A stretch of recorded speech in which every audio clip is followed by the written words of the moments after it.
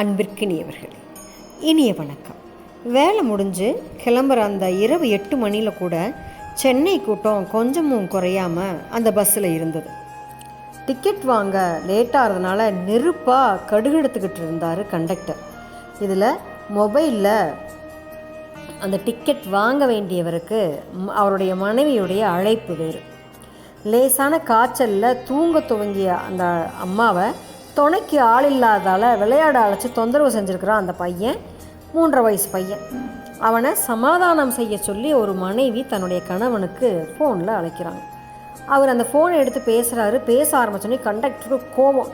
ஏன்பா டிக்கெட்டை வாங்கிட்டு பேசேன், என்னதான் இருக்கோ அந்த ஃபோனில், எங்களாலேயே ஏன்டா இருக்கிறீங்க அப்படின்னு டென்ஷன் ஆகி கத்துறார்.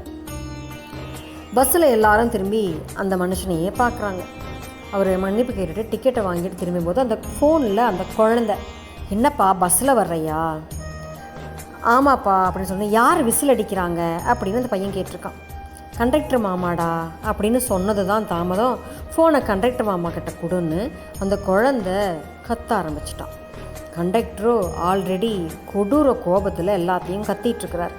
என்ன செய்யுதுன்னு அந்த மனிதர் யோசிச்சுக்கிட்டே அவரே கண்டக்டர் மாதிரி கொஞ்சம் வாய்ஸை மாற்றி மிமிக்ரி பண்ணி பேசியிருக்கிறார். ஆனால் அந்த 4 வயசு குழந்தை அதுக்கும் ஏமாறல. கடைசியாக அந்த குழந்தை அவங்க அப்பாட்ட கத்துது, ஃபோனை கண்டக்டர் மாமா கிட்ட கொடு அப்படின்னு. சரி நீ வேறு வழி இல்லைன்னு குழந்தைய ஏமாத்துறக்க மனசு இல்லாமல் நேராக கண்டக்டர்கிட்ட போயிட்டு, சார் என் பையன் உங்ககிட்ட பேசணுங்கிறான், ஒரு 2 நிமிஷம் பேசிட்டு கொடுங்க சார் ப்ளீஸ்ன்னு கேட்குறார். ஒரு வேளை லூஸோ அப்படின்னு யோசிச்சுட்டு அந்த கண்டக்டரு அந்த அந்த நபரை பார்த்துட்டு சின்ன பையனா சார்னு கேட்குறார். அப்படின்னு சொல்லிவிட்டு அந்த ஃபோனை வாங்கி பேசுகிறார். ஒரு 3 வினாடிகள் தான் இருக்கும். ஆமாடா சாப்பிட்டுட்டேன், நீ சாப்பிட்டுட்டியா? ஆமாம் அங்கிள் தான் விசில் அடித்தேன் அப்படின்னு சொன்னவர் அவன் மறுபடியும் கேட்டானே என்னமோ மறுபடியும் ஒரு முறை ஃபோனை கையில் வச்சுக்கிட்டே விசில் அடித்தார். அப்புறம் கொஞ்சம் மகிழ்ச்சியாக ஃபோனை என்கிட்ட கொடுத்தார் அப்படின்னு அந்த நபர் சொல்கிறார். அடுத்து வந்தவங்களை கவனிக்க ஆரம்பிச்சிட்டாரு கண்டக்டர். அதுக்கப்புறம் ஒரு 3/4 மணி நேரம் அந்த வண்டி போகிற வரைக்குமே அந்த நபர் கண்டக்டரை கவனித்து பார்க்குறாரு. அந்த கண்டக்டரு ரொம்ப மகிழ்ச்சியோடைய எல்லாரையும் வழி நடத்திட்டு போயிருக்கார். எங்கோ முகம் தெரியாத ஒரு நபருடைய மாலையை ஒரு குழந்தை மகிழ்ச்சிகரமாக்கியிருக்குது. அது எவ்வளோ பெரிய விஷயம் பார்த்தீங்களா?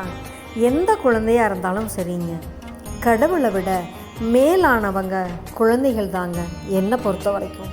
ஏன்னா கடவுள் கூட சேற்றில் தாங்க பூ பூக்க வைக்கிறார். ஆனால் குழந்தைங்க நெருப்புலையே பூ பூக்க வச்சிட்றாங்க. சரிதானுங்களே நான் சொல்கிறது. நாளை சந்திப்போம் தோழமைகளே.